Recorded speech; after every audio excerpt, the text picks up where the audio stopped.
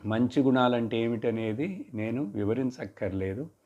అనేక సార్లు విన్నాం, చూసాం. కాబట్టి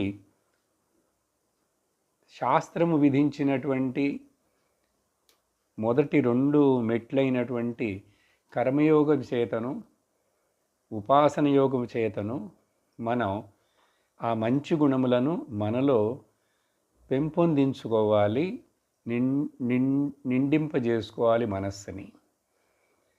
కర్మయోగ చేస్తున్నాను, ఉపాసన యోగ చేస్తున్నాను అని అనుకుంటూ ఎవరి మనస్సునందైతే కొంతకాలమునకు తర్వాత అయినా కూడా మంచి గుణములతో నిండి ఉండకుండా ఉంటున్నది, ఇంకా చెడు వాసనలు, చెడు గుణాలు, చెడు భావనలే వస్తున్నాయి అంటే మనము కర్మయోగని, ఉపాసన యోగని కూడా సరిగ్గా అర్థం చేసుకోలేదు శాస్త్రము చెప్పినట్లుగా